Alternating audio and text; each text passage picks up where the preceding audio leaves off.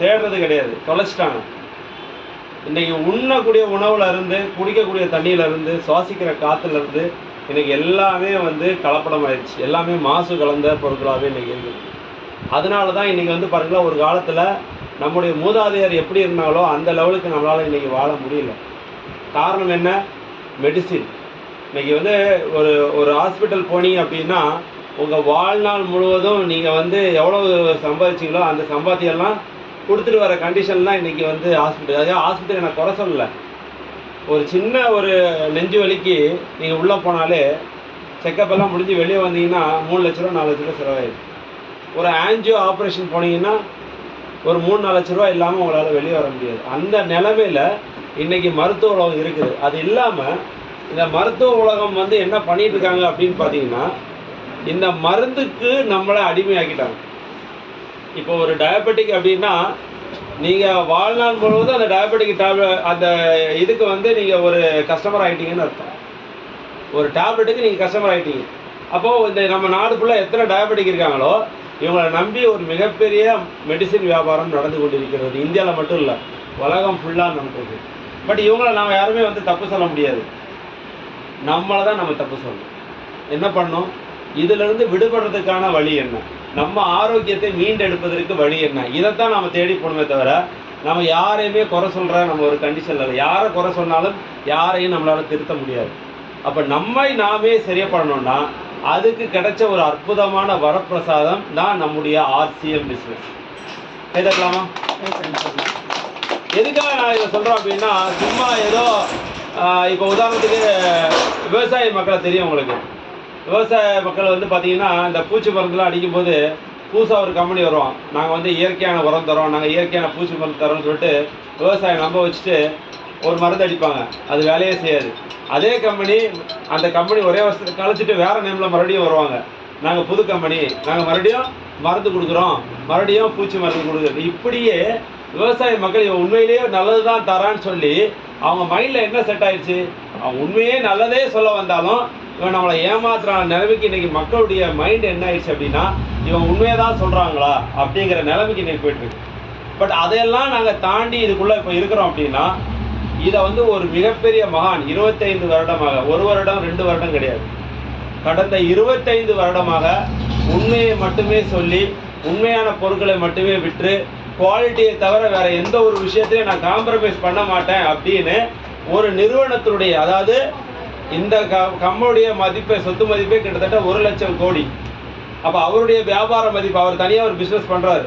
இன்றைக்கி ஷூட்டிங் இதெல்லாம் நம்ம போடக்கூடிய ரேமண்ட்ஸு இந்த மாதிரி பல பிராண்ட் எல்லாமே அவர் தனியாக பண்ணி இந்தியா ஃபுல்லாக சப்ளை பண்ணுறாரு. அதில் தனி வருமானம் வருது. ஆனால் ஆர்சிஎம்முடைய சொத்து மதிப்பு மட்டுமே 1 லட்சம் கோடி. அப்படிப்பட்ட ஒரு மிகப்பெரிய ஒரு மனிதர் என்ன சொல்கிறார் அப்படின்னா, நான் வந்து வெறும் ஜீரோன்றார், என்னுடைய பொருட்கள் தான் ஹீரோ அப்படின்றார். அப்போது தன்னை தாழ்த்தி தன்னுடைய பொருளை எந்த அளவுக்கு உயர்த்துறார் அப்படின்னா அந்த மனிதனுடைய அந்த குணம்ங்கிறது எப்படி இருக்குங்கிறத நம்ம புரிந்து கொள்ள வேண்டும். அப்போ அந்த பொருள் அவர் சொல்கிற மாதிரியே வேலை செய்யும். அப்போ இந்த பொருட்களை, ஆர்சிஎம் பொருட்களை வந்து நம்ம வந்து இங்கே கொண்டு வந்திருக்கோம் அப்படின்னா இதை ஏதோ புத்தம் புதுசாக வியாபாரத்துக்காக அப்படிங்கிறது தான் நம்முடைய மனதில் இருக்கும். இதில் வியாபாரம் இருக்குது, இல்லைன்னு சொல்லலை. ஆனால் வியாபாரத்தை தாண்டி இது இந்தியாவில் இருக்கிற ஒவ்வொரு குடிமகனுக்கும் இந்த பொருட்களை கொண்டு போய் சேர்க்கணுன்ற அவருடைய கனவை வந்து லட்சியமாக எடுத்து தான் நம்ம ஒவ்வொரு இடத்துலையும் நம்ம இங்கே பண்ணிகிட்ருக்கோம். இன்றைக்கி சென்னை சரௌண்டிங்கில் நிறைய இடங்கள்ல இன்றைக்கி அம்பத்தூரில் பண்ணுறோம், கோயம்பேட்டில் பண்ணுறோம், கிண்டியில் பண்ணுறோம், இன்றைக்கி திருமூல வயலில் பண்ணிகிட்ருக்கோம். இது இன்றைக்கி நாளைக்கு ஒவ்வொரு ஸ்டாப்பாக போகும். அண்ணனூர் போகும், அதுக்கப்புறம் பார்த்தீங்கன்னா ஆவடி போகும், அதுக்கப்புறம் பார்த்தீங்கன்னா உங்களுக்கு பட்டாபுரம், வேப்பம்பட்டுன்னு இது போயிட்டுருக்கோம். அப்போது அந்தந்த ஏரியாவில் இருக்கிற மக்களுக்கு ஆரோக்கியத்தை கொடுக்கக்கூடிய ஒரு அற்புதமான ஒரு விஷயம்தான் இங்கே ஆர்சிஎம். அப்போ அந்த ஆர்சிஎம்ல வந்து பார்த்தீங்கன்னா இந்த நியூட்ரிசார்ஜ் ரேஞ்ச் ஆஃப் ப்ராடக்ட்ஸ் வந்து ரொம்ப அற்புதமான ஒரு பொருள். ஏன்னா நீங்கள் எல்லாரும் வந்து ரொம்ப நேரம் ஆயிருக்கும், அதனால் நான் ரொம்ப நேரம் விளக்கிறேன். இனிமேல் அடுத்தடுத்த திசையில் இதை வச்சு நம்ம டீட்டெயிலாக வைக்கலாம். ஸோ நம்ம நாட்டில் 50% கிட்டத்தட்ட 60% சொல்கிறாங்க. நம்ம நாட்டோடைய மக்கள் தொகையை எவ்வளோ தெரியுமா? 140 கோடி. இந்த 140 கோடியில் பாதிக்கு பாதி யாரு? பெண்கள். அப்படின்னா எத்தனை பேர்? ஒரு 70 கோடி. இந்த 70 கோடியில் ஒரு 14 வயசுலேருந்து 50 வயசில் இருக்கக்கூடிய பெண்மணிகள் அப்படின்னு பார்த்தீங்கன்னா ஒரு 40லேருந்து 50 கோடி இருப்பாங்க. சரிங்களா? அப்போ இந்த 50 கோடியில் 60% வந்து ரத்த சோகைன்னு சொல்லக்கூடிய ஹீமோகுளோபின், அதாவது அனீமிக் அப்படின்னு நான் சொல்லல, உலக சுகாதார நிறுவனம் சொல்லுது. நான் சொல்லல, யார் சொல்றா? உலக சுகாதார நிறுவனம் சொல்றது. இந்தியாவில் இருக்கக்கூடிய 60% பெண்மணிகள் இன்னைக்கு ரத்த சோகைகளோட அனீமிக் குறைபாடோட இருக்கிறாங்க.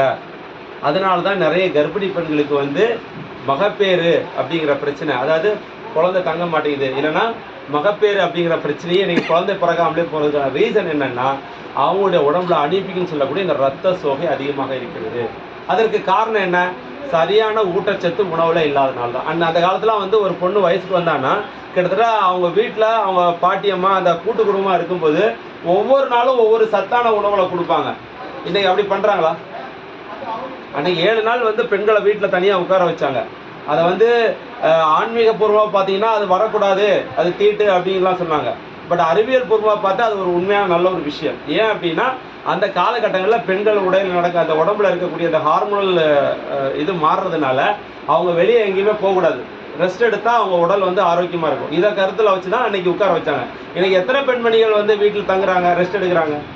அப்போ இன்றைக்கி நம்ம சோஷியல் நிலைமை வந்து மாறிவிட்டது, சமூகம் வந்து மாறிட்டு. அப்போ இதுக்கேற்ற மாதிரி என்ன பண்ணணும் அப்படின்னா, அந்த குறைபாடை சரி பண்ணுறதுக்காக நம்முடைய நிறுவனம் கண்டுபிடிச்ச ஒரு அற்புதமான பொருள் தான் இந்த நியூட்ரிசார்ஜ் உமன்.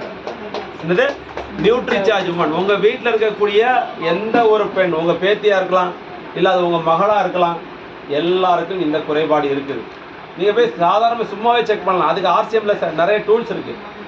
உங்கள் வீட்டில் இருக்கக்கூடிய ஒரு பெண்மணிக்கு ரத்த சோகை அப்படிங்கிற பிரச்சனை இருக்குங்கிறத எளிதாக கண்டுபிடிக்க டூல்ஸ் நம்மள்கிட்ட இருக்குது. அதன் மூலமாகவே இந்த ஒரு நியூட்ரிசார்ஜ் உமனை தொடர்ந்து 3 மாதங்கள் நீங்கள் கொடுத்துட்டு வந்தீங்கன்னா ஆட்டோமேட்டிக்காக அந்த பெண்மணிக்கு இருக்கக்கூடிய ரத்த சோகை பிரச்சனை சரியாயிடும். பாராட்டலாமா கம்பெனியை? எவ்வளோ பெரிய விஷயம் சார். நம்ம நாட்டில் பாதுகாக்கப்பட வேண்டியது யார் சார்? பெண்கள் தான் பாதுகாக்கப்படணும். ஒரு நாட்டில் ஒரு பெண்கள் எந்த அளவுக்கு ஆரோக்கியமாக இருக்கிறாங்களோ அதை பொறுத்து தான் அந்த நாட்டோடைய எதிர்காலம் இருக்குது. உண்மையா பொய்யா? அப்போ அந்த பெண்மணிகள் ஆரோக்கியமா இல்லாம போக போக அது யாருக்கு பலவீனம்னா நம்முடைய தலைமுறைக்கான பலவீனம். நம்முடைய எதிர்கால தலைமுறை பலவீனமாயிட்டு இருக்காங்க. அதை பாதுகாக்க வேண்டிய கடமை ஒவ்வொரு இந்திய குடிமகனுக்கு நமக்கு இருக்குது. அதைத்தான் ஆர்சிஎம் பண்ணுது. அப்ப அந்த ஆர்சிஎம் எல்லோரையும் அழைக்குது. நம்ம நாட்டில் இப்படிப்பட்ட பிரச்சனைகள் இருக்குது, எல்லாம் ஒன்னா சேர்ந்து வாங்க, இந்த ஆரோக்கிய பிரச்சனைகளை கொண்டு போய் மக்களை காப்பாத்துங்க. வீட்டில் வாங்கக்கூடிய ஒரு எண்ணெயிலேருந்து, ஒரு மசாலா பவுடர்லேருந்து, ஒரு சோப்புலேருந்து, ஒரு டாய்லெட் கிளீனர்லேருந்து இன்னைக்கு மார்க்கெட்டில் கெமிக்கலும் கலப்படமும் பண்ணி வருது.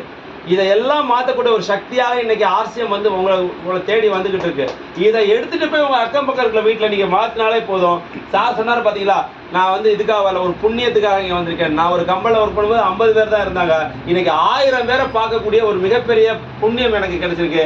அவர் அந்த புண்ணியத்தை மட்டும் சேர்க்கல, ஆர்சிஎம்னு ஒரு அற்புதமான பொருளை எல்லாரும் வீட்டுக்கு கொண்டு போய் சேர்த்து எல்லாருக்கும் ஆரோக்கியங்கிற ஒரு புண்ணியத்தை அவர் ஆட்டோமேட்டிக்காக வாங்கியிருக்காரு. இதை விட வேற என்ன ஒரு செயல் நமக்கு வேணும்?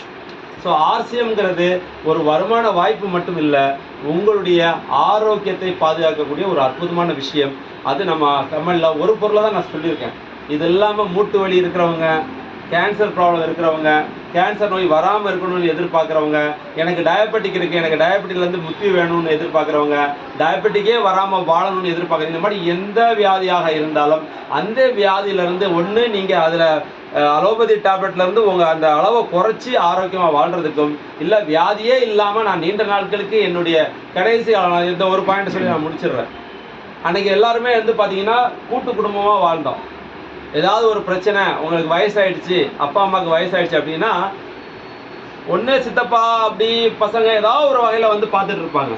ஆனால் இன்னைக்கு எல்லோருடைய குடும்பமும் வந்து தனி குடுத்தனமாக நியூக்ளியர் ஃபேமிலியாக மாறிட்டதுனால பையன் ஒன்று வெளியூருக்கு போயிடுறான், இல்லை பொண்ணு வெளியூருக்கு போயிடுறா, இல்லை பையன் வெளிநாடு போயிடுறான். அப்பா அம்மா இங்கே என்ன எப்படி இருக்கிறாங்க? தனியாக இருக்கிறாங்க. அப்பா அம்மாக்கள் ஒன்று தனியாக இருக்கிறாங்க, இல்லை முதியோரில் போயிடுறாங்க. அப்போ இந்த கடைசி காலத்தில் நம்மளை பார்ப்பாங்கன்னு நம்ம எதிர்பார்த்த நிலைமை இன்னைக்கு போய் நம்முடைய குழந்தைகள் எல்லாம் வேற வேற இடத்துல அவங்களுடைய வேலை நிமித்தமாக போனதுனால இன்னைக்கு அப்பா அம்மா பார்க்க முடியாத ஒரு நிலையில் இருக்கிறாங்க. இந்த நேரத்தில் உங்களுக்கு உடல் ஆரோக்கியம் இல்லை அப்படின்னா உங்களுக்கு சப்போர்ட் பண்ணுறதுக்கு யார் இருக்கா? அப்போ உங்களை பாதுகாக்க வேண்டிய ஒரு அற்புதமான விஷயத்தையும் நம்ம ஆர்சிஎம் பண்ணிட்டு இருக்கோம். அப்போ நீங்க உங்களுடைய கடைசி காலங்கள்லாம் நீங்க ஆரோக்கியமா இருக்கிறது அது உங்களுக்கு நல்லது. ஏன்னா யாரையும் இன்னைக்கு நம்ம சார்ந்து வாழ முடியல. அப்போது இருக்கிற வரைக்கும் யாருடைய உதவியும் இல்லாமல் உங்களுடைய, ஏன்னா முன்னாடிலாம் வந்து பார்த்தீங்கன்னா இறப்பு இயற்கையாக இருந்தது. முன்னாடிலாம் இறப்பு எப்படி இருந்தது? இயற்கையாக இருந்தது. பெட்டில் படுத்திருப்பாரு, காலில் பார்த்தா இதாயிட்டாரு அப்படின்னு சொல்லுவாங்க. அதெல்லாம் எப்படி சொல்லுவாங்கன்னா இயற்கை மரணம்பாங்க.